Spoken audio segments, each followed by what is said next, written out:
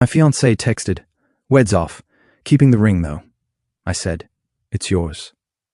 Then I reported the $30,000 ring stolen since the receipt was in my name. Her arrest at the pawn shop made headlines. Welcome to Seductive Dreams. It would be so much appreciated if you would subscribe to my channel and like the video. Now, without further ado, let's go. I'm 31, male and auditor. My entire life revolves around a simple principle. Every action creates a record, and every record must eventually be reconciled. I find comfort in ledgers that balance and paper trails that tell a complete, honest story. For 5 years, I thought the story I was co-authoring with my fiancée Sasha, 29, was one of those. It was a story of shared goals and mutual investment culminating in a wedding that was until last Thursday exactly 17 days away. The centerpiece of our engagement, at least in her eyes, was the ring, a 1.5-carat cushion-cut diamond in a platinum halo setting. It cost $29,750. I know the exact amount because I paid for it in cash from a brokerage account I'd had since I was 18. It was a significant planned withdrawal. I have the receipt, the GIA certification, and the insurance policy all filed under my name. It was, in the precise language of the law, a conditional gift, the condition being, of course, the marriage. Last Thursday at 2:15 p.m., my phone buzzed. It was a text from Sasha. "Hey, so I've been doing a lot of thinking and I can't go through with this. Wedding's off. Keeping the ring, though, that was it. No call, no explanation. 5 years, a shared apartment, non-refundable deposits sent to a dozen vendors. All of it terminated with the casual indifference of someone canceling a magazine subscription. But it was the postscript, that flippant entitled little addendum, that changed everything. Keeping the ring, though, my fingers hovered over the keyboard. 1,000 angry replies swirled in my head. But I am an auditor. I don't act on emotion. I act on data. The data here was clear. She wasn't just breaking up with me.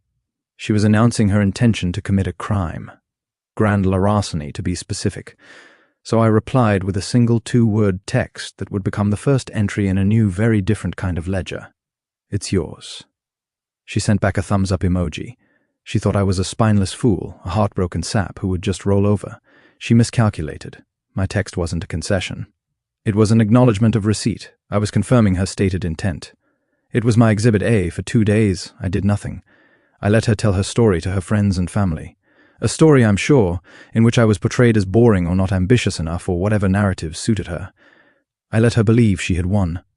I slept on the couch surrounded by boxes of wedding favors we were supposed to assemble. I felt the initial shock, the hollowed-out feeling of betrayal. It was a brief, necessary period of grieving for the story I thought we were writing. Then on Saturday morning, I got up, showered, and got to work. My first call was to my insurance company. I explained the situation. They were incredibly helpful. They informed me that since I had possession of the receipt and the policy was in my name, if the ring was not returned, it would be considered a theft. My second stop was the police station. I sat down with a calm, professional detective. I presented him with a folder. Inside was the original purchase receipt, the appraisal for $30,500, the GIA certificate with the laser-inscribed serial number, and a pristine time-stamped screenshot of our text exchange. She explicitly states her intention to keep the property after dissolving the agreement under which it was given, I explained calmly. I have made no attempt to contact her since, as my lawyer advised me that her text constitutes a refusal to return the property. I would like to file a report for theft.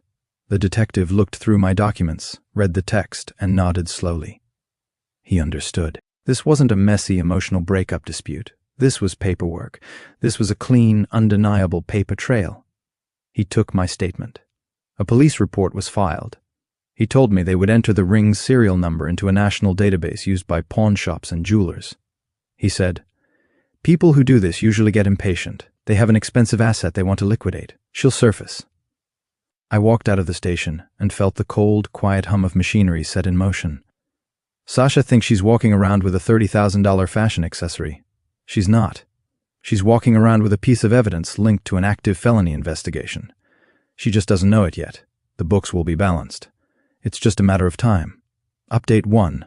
The silence has been informative. I moved out of our shared apartment within 3 days of filing the report. The lease was in my name. So I gave the landlord 30 days' notice, paid the final month, and left. Sasha came home to find my belongings gone and an eviction notice on the door. Her subsequent 58 missed calls were, I assume, unpleasant. Her mother, Karen, has taken up the mantle of chief harasser. She's a woman who believes the world owes her daughter a comfortable existence. She left me a 2-minute voicemail that was a masterclass in narcissistic rage. You threw her out on the street after all she did for you.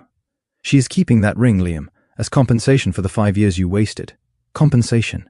An interesting accounting term. I saved the voicemail. It's now Exhibit B. A family member confirming the intention to permanently deprive me of my property. The truly audacious part came last week. I started getting calls from our wedding vendors, the caterer, the florist, the photographer, all of them with the same story. A woman named Karen Petrova had been calling them claiming the wedding was off and demanding they refund the deposits to her.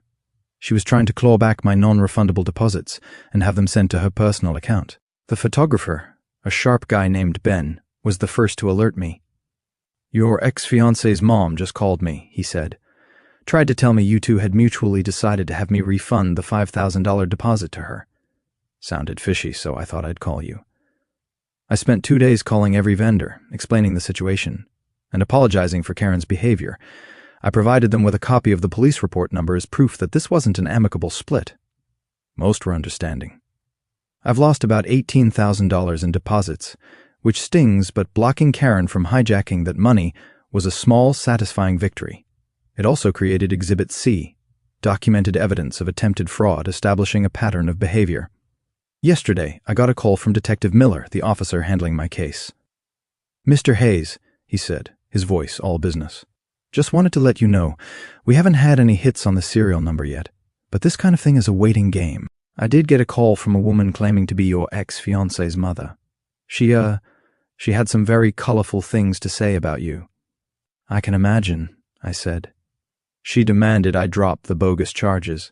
I explained to her that threatening a police officer is a felony and that this conversation was being recorded. She hung up pretty quick after that. I almost smiled. They are so used to bullying their way through life. They can't comprehend a system they can't manipulate. Sasha is still out there living with her parents, presumably. She's been posting on social media pictures of herself out at expensive bars wearing the ring. Always the ring sparkling on her finger in every photo. She's not just wearing it. She's brandishing it. It's a trophy, a symbol of her victory. Every photo is another digital breadcrumb, another entry in the ledger. She thinks she's celebrating. In reality, she's just meticulously documenting her own crime, and the clock is ticking. Update 2. The call came on a Tuesday afternoon. I was at work reconciling a quarterly report for a logistics company. My phone vibrated. It was Detective Miller. Mr. Hayes, he said, and I could hear a faint hint of satisfaction in his voice. We have your property. Miss Petrova is in custody. I took a slow breath. What happened? She tried to sell it. Not even smart about it. Walked into one of the most reputable estate jewelers in the next county over. The moment they entered the GIA number into their system, it lit up like a Christmas tree. The manager stalled her, called 911, and the local PD picked her up quietly. No scene. She apparently asked the officers if she could keep the box the ring came in. The sheer unadulterated entitlement of that final detail was almost impressive. She was being arrested for felony theft and was worried about the packaging. The ring was secured as evidence. Sasha was processed and charged with grand theft, a Class D felony in our state, punishable by up to 7 years in prison. Her bail was set at $10,000. Of course, the first call she made was to Mommy, and the first call Karen made was to me. This time, the rage was gone, replaced by a wheedling, panicked tone. Liam, you have to fix this, she cried into the phone. This is a misunderstanding. Her whole life will be ruined. Call them and tell them you made a mistake. There is no mistake, Karen, I said, my voice flat. Sasha stole a $30,000 asset. She was arrested while trying to sell it. The only mistake was her assumption that I would finance her lifestyle after she betrayed me. But it was a gift. You texted her. You said it's yours, she shrieked. Yes, I did. And her lawyer is welcome to present that text in court. I'm sure the judge will be very interested in the full context of that conversation, including the text that came just before it. She hung up on me. The headline's part of my original title was, I admit, a bit of an exaggeration. It wasn't on the 6 News, but something better and far more permanent happened. Our local newspaper runs a daily online police blotter. It's dry, factual, and gets a surprising amount of traffic from nosy locals. The next morning, there it was. Local woman arrested in jewel theft. Sasha M. Petrova, 29, was arrested Tuesday on charges of grand theft after attempting to sell a stolen engagement ring valued at approximately $30,000. Police were alerted by staff a jeweler's name, who identified the item as property reported stolen by the suspect's ex-fiancée last month. It's just a paragraph, but it's a paragraph that will now be attached to her name in every Google search for the rest of her life. The story spread through our mutual friend groups like wildfire. People who were on the fence, people who might have believed her side of the story, were suddenly confronted with a cold, indisputable fact. She had been arrested. Her social media has gone completely dark. The ring is sitting in an evidence locker. Sasha is out on bail, which I later learned her parents paid for by taking a loan against their car. She has a court date next month. I have been asked to provide a victim impact statement. I have already started drafting it. It will be concise, factual, and completely devoid of emotion.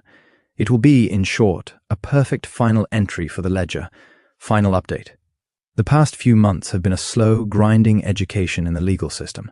Sasha's journey through the courts was exactly what you'd expect for someone so profoundly convinced of their own victimhood. She and her lawyer tried everything. They argued the ring was a gift, a claim dismantled by centuries of legal precedent regarding conditional gifts and her own incriminating text message. They argued I was vindictive, a claim my lawyer countered by pointing out that being vindictive is not a defense against felony theft. Her desperation escalated in tandem with her legal bills. 2 months ago, I got a call from a number I didn't recognize. It was Sasha. Her voice was thin, shaky. The arrogance was gone, replaced by a hollowed-out despair.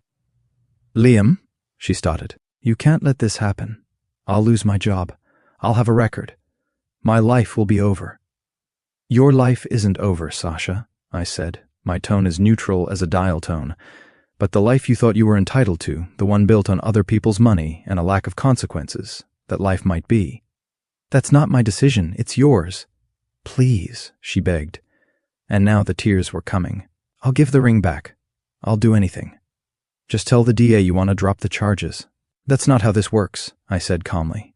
"First, the ring is already in the state's possession. Second, this is no longer between you and me. This is between you and the people of the state. You committed a crime. I was simply the reporting party. The machine is running and I have no intention of trying to stop it. So you are happy with this ruining me?" I thought about it for a moment. "I'm not happy, Sasha, but I am satisfied with the outcome. This is a reconciliation, an accounting of your actions. It's the most honest thing that's happened between us in years." I hung up and blocked the number.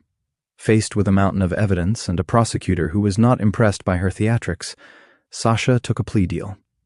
She pleaded guilty to a lesser felony charge, theft of property, 2nd degree. The result, 3 years of probation, 200 hours of community service, and a court-ordered restitution payment to me for the full appraised value of the ring, $3,500. The judge was particularly unmoved by her lawyer's portrayal of her as a jilted, emotional woman. As he put it in his summary, this was not a crime of passion. This was a calculated commercial act of greed, planned and executed with a clear mind. I got the ring back from evidence last week. It felt cold and foreign in my hand. It was no longer a symbol of a future I once wanted. It was just a file, officially closed. I took it to a different jeweler on the other side of town and sold it that same day. They gave me $22,000 for it. I used $18,000 to cover the lost wedding deposits. The remaining $4,000 I donated to a local women's shelter. It felt like balancing the scales in some small way. As for the restitution, Sasha has to pay me a minimum of $400 a month until the full amount is cleared. With interest, it will take her almost 8 years to pay me back. Every month for the next 8 years, she will have to write a check that is a direct consequence of that one arrogant text message. It's a far more fitting punishment than jail time. It's a long, slow, unavoidable reconciliation of her debt. I've moved on. I'm in a new city with a new job that I love. I don't think about her often, but sometimes on the 1st of the month, I see the restitution payment hit my account and I remember. I remember that every action creates a record, and that sooner or later every account must be settled. The ledger